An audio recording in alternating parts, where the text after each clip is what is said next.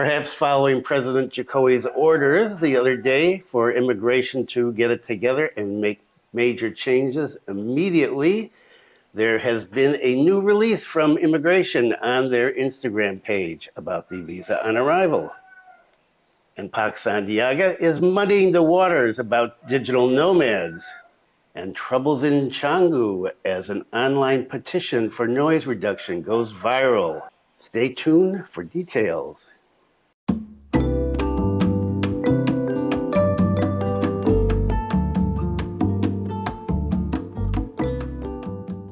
Selamat siang. Welcome back to the latest news from Bali and Indonesia. This is September 14th, 2022, and it is a beautiful day in Bali. The weather, 30.5 degrees Celsius, a little warm. Humidity, 61%. Wind speed, 9.7 kilometers per hour. And I hope wherever you are, the weather is as great as it is here. Not a lot of news. This is a slow news day, thank goodness, because it is busy in my house and it's going to get busier every day. We have a 7-month ceremony coming up for my oldest daughter who is pregnant, and we're going to be filming this over the next 4 days as lots of preparations. My wife will be making all sorts of food, and there's going to be all sorts of things going on, and there will be a video on that for people who are interested in Indonesian culture, not just coming here to Bali for the sun, sand, and sex. And yes, at the end of the video, locals behaving badly, and this one is, wow, this one is weird. So stay tuned for the end, or if you don't want to listen to the other stuff, you can just jump on and use the little links in the description to hop on over to the end. Up to you. Let's take a look at the numbers to start off with, because the numbers are good again. National new cases, 2,896. So up from the other day, but the other day, remember, was Monday after the weekend, always slow. National recoveries, 3,617. National deaths, 20. Bali new cases, 29, still down there. Bali recovery, 65, and Bali deaths, a 0. Good news. Weekly positivity rate is the same as the other day, 8.14%, but the daily positivity rate has dropped again. It is 7.55%, and so the numbers are going down slowly but surely. So let's get started. I've got a lot of stuff to do today. My daughter and my son-in-law are showing up here soon, and well, there's going to be a lot of things happening around this ceremony for my next grandchild. So I said immigration had released some information. What is the information? It is about VOAs. As of September 16th, a couple of days from now, people on VOAs will be able to hold business meetings. In the past, well, right now, you are not legally allowed to hold business meetings if you are on a VOA, and so that is changed. Some people say, so what? I've been doing it anyway. Well, you haven't been doing it legally. So it will be legal as of the 16th. Is this coming from Pak Jokowi's orders? Probably. Is this a good sign? Yeah, hope so. Just have to wait and see what happens next. And of course, when the president says something, you know who's going to get involved in this? Usually Pak Luhut or Pak Sandiaga Uno, or both of them. Well, in this case, I haven't heard from Pak Luhut in a while.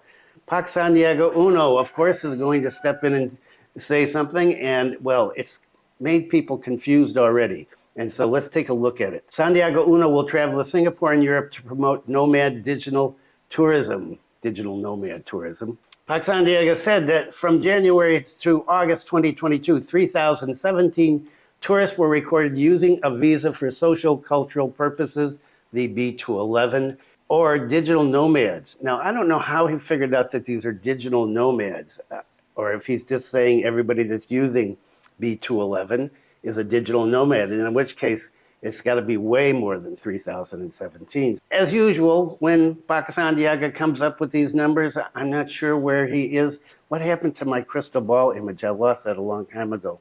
Maybe he's got some magic here that he's using to get these numbers. I don't know. So of these 3,017 digital nomads, they come from Russia, the United States, and the UK, the majority of them. And the minister has got targets for digital nomad tourism, and the targets Russia, Britain, Germany, and countries from the former Soviet Union, such as Ukraine, Kazakhstan, and Uzbekistan. I don't know why he picked all those places. He said, so we are taking this seriously. I was assigned by the president to pick up the ball to several locations such as Singapore, Malaysia, and several European countries to make digital nomad candidates. And he said this the other day, Monday, when there are usually announcements from different ministers in the government. The current government has prepared, he said, a B211 visa for digital nomad tourists that meets the requirements and applies to all countries. The visa is valid for a maximum of 60 days and can be extended up to 180 days. And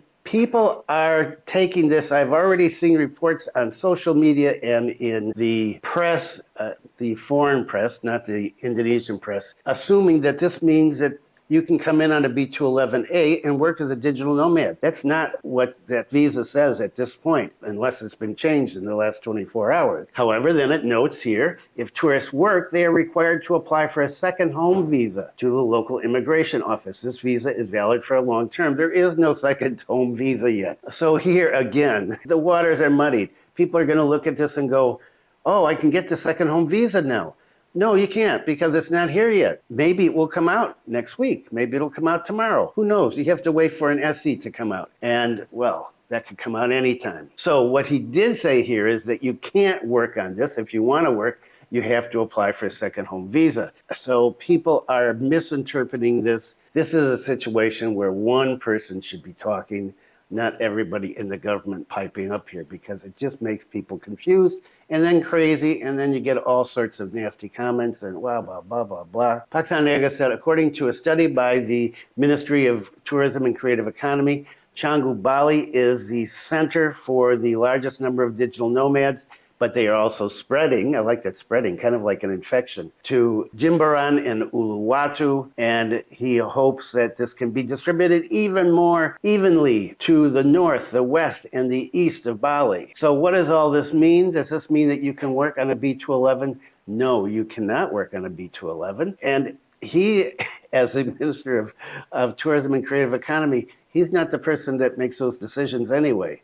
That comes from manpower. And in terms of releasing these visas and updating all that comes from immigration. So Sandiaga, he really wants this digital nomad thing to go through. And so I think sometimes he just says stuff without thinking about how he's going to confuse the situation. That's the way it exists right now on Wednesday morning. The way it's going to exist this afternoon, I don't know. It could change suddenly. That's why it's always good to become a subscriber. Stay tuned, because Monday, Wednesday, and Friday, well, there are videos come out and will hopefully clarify things. And speaking of Canggu, Canggu is the center of controversy and troubles again. PHDI speaks about petitions to protest bar noise and sex in Canggu. Anytime you say sex in something in Indonesia, immediately people would pay attention. Well, I guess they do all over the world. A petition that is protesting against the noise from a number of bars in the Batu Bolong beach area in Canggu has been widely circulated on the internet. It is viral. It is everywhere. And all the Balinese news sources are talking about this. And one article after the next comes out. And so I've got links here to, I don't know, 3 of them, 4 of them. And the petition, there's a link to the petition. If you want to see the petition, it is in Indonesian and in English. And so you can read that and see exactly what it says. I'm just going to talk about some of the highlights here. The petition was created by Indonesian citizens and relates to Indonesian citizens and expats and foreign tourists and domestic tourists.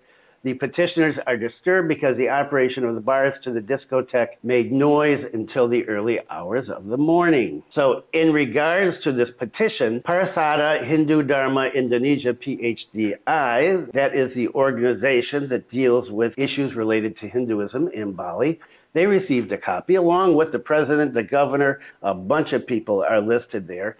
The chairman of the Bali province, PHDI, Nyoman Kanak, also regretted that the operations of the bars had disturbed the comfort of people let alone disturbing foreign tourists. He said, of course, if it's disturbing, it's not good for the image of Bali. Bali is currently building the image of a safe and comfortable Bali as the pandemic slows down. We support the enforcement of rules by local officials. And what about these? Apparently, these bars are continuing to pump out really loud noise, and according to the petition, till 1 o'clock, 2 o'clock, 3 o'clock, 4 o'clock in the morning. And so local residents cannot sleep and tourists cannot sleep. But if you look at the videos of the bars, of course, they are loud, and a lot of people jumping up and down and waving their arms around in the air and having a good time. But people that live in the area, well, they are not happy. And the petition has been getting more and more signatures as it spreads. And so sometimes, because of the economic recovery, we've got tourists in here, well, some things are just let slide, like the noise. However, Pakanat hopes that this concession will not go too far, which will eventually weaken the efforts of Badung Regency government and Bali province to restore Bali tourism. He said he appreciated the petitioners who conveyed their aspirations well and did not cause chaos that disrupted local security and order. And so if you read this petition, and I encourage you to read it, it's written very as a supplicant. We think that you guys are great. You've been doing a great job, and Satpol PP, they're heroes. But this is not being enforced right now, and we want it enforced. We want the noise to stop by 10 o'clock at night. In the context of Hinduism, he said, every activity must be based on the truth, one of which is obeying rules. When an activity, ceremony, or behavior is not based on truth, there will be obstacles, he said. And the petition's title is Eradicate Noise Pollution in Canggu. And where do you think this noise pollution is coming from? Think about some massive bars on the beach. And a little excerpt from the petition.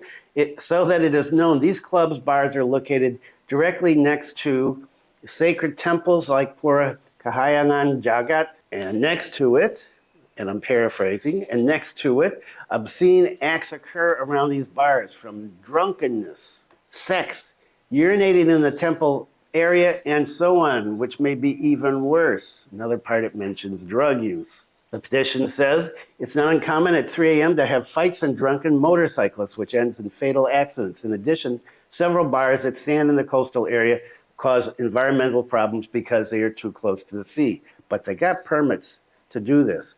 And the petition concludes with this: we sincerely request the government to immediately enact strict regulations with official and severe sanctions, with strict monitoring by the Satpol PP. We can no longer remain silent because we can still save our beautiful island of Bali together. Our culture, which is so sacred, was obliterated by rioters for their personal money business solely at the expense of the interests of thousands of other people and the basic human rights of most people to rest. And as I said, this was sent out to a list of people here from the president on down. And the first response that came out last night, viral petition about noise in Canggu and Brawa. This is the answer from Bali Satpol PP. What did Bali Satpol PP say? So he said, we've received the petition, we've read it, and we're going to coordinate with Badung Satpol PP and Badung Regency, and we're going to get together and we will carry out joint supervision. That was the first thing that came out from them officially. This morning, I read another article concerning the noise petition in Canggu, Bali. Satpol PP invites Badung Regency government to sit together with the governor's regulations. So there's a meeting going on right now, and Pak Darmadi said that the noise in the Canggu Brawa area has been going on for a long time. However, there are indeed limits that have been mentioned in the Bali Governor Regulation, namely the Bali Governor Regulation number 16 of 2016 concerning environmental quality standards and standard criteria for environmental damage, and also PP number 41 of 1999 concerning air pollution control. Pak Darmadi said this needs to be enforced, but this is different from closed bars because there are silencers. So what this says is these bars are open, and so you got noise blasting out, and it's not like a bar where it's enclosed. You got four walls, a ceiling, a floor, and the noise is somewhat muted anyway. This stuff is out in the open, outdoor bars, outdoor music blasting. You've probably seen videos of this already. As of Sunday, the latest day I have numbers for, there were 6,747 people that had signed a petition made by Petition, said eradicate noise pollution in Canggu. And the link is down below. And so we'll see what's going to happen. There's a meeting right now, today, and maybe by Friday, something will come out. Okay, inflation. You remember I was talking, last week, 2 weeks ago, about Lua telling people to grow your own chilies and onions. Well, chili and onion prices dropped. The average national food prices decreased after the price of Pertalite, subsidized diesel, and Pertamax fuel rose last week. The average price of chilies and onions fell significantly. For example, red cayenne pepper, one of the foodstuffs that must be in the kitchen, according to this article, sells for 62,850 rupiah per kilo, or a decrease of 2,350. Large red chilies dropped, green chilies dropped, medium-sized garlic dropped, fresh chicken dropped. It's now the average is 34,200. Beef dropped as well. It is now 135,850 per kilogram. The price of rice has dropped. Low quality rice dropped. Medium quality rice dropped. High quality rice dropped. Good news, because, you know, Indonesians eat rice all the time. If you haven't eaten rice, you haven't eaten. However, shallots went up just a little bit. And chicken eggs, fresh chicken eggs rose just a little bit too, 50 rupiahs, just a tiny bit. And the average price of cooking oil has increased. Too bad, wow. We use a lot of cooking oil here. In a different story, which I'm not talking about today, the government said that they expect inflation to increase through this month and then in October to gradually see it decrease. Okay, and I mentioned locals behaving badly. Wow. Now this one has been spreading all over. You can see from the image here. And what were they thinking? Well, I know what they were thinking.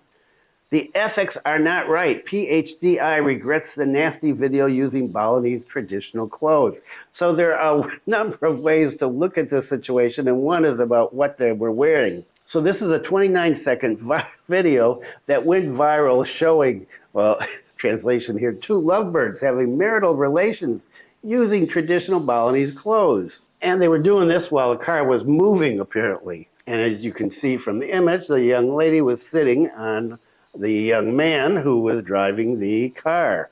Because they were wearing traditional Balinese clothes, it's suspected that the incident occurred in Bali. The chairman of the PHDI, I talked about him earlier at the start of the video, deeply regrets the indecent act of using Balinese traditional clothes that you wear when you visit a temple.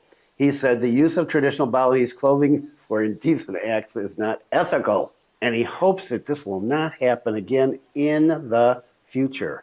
Additionally, in the Balinese way of life, he said, having sexual relations in a car in a public place is inappropriate, even for couples who are already legally married. According to the rules of life in Bali, husband and wife should not have sex in public places and in cars, even though they are husband and wife, let alone those who are not. What's more, the car is moving, he said, and it's a danger to other people. Yeah, that's what I'm worried about, is how much is this guy paying attention to the road? Pak cannot ask young people to control themselves so they don't do things that violate religious norms and the norms of life in society. But he said, we don't want to isolate them, even though there's a legal process. Let the legal process run. Let's work together to make this situation better. Meanwhile, the Bali police are investigating the video. Apparently, it was uploaded on a female's Instagram account. She had, I don't know, over 50,000 followers. But since then, the account has apparently disappeared. And so the police want to know, one, who are the people involved in this? We're doing the bang bang in the car. Two, who made the video? Three, who started spreading it around? All of these things are big legal problems. And so the Bali police are still investigating.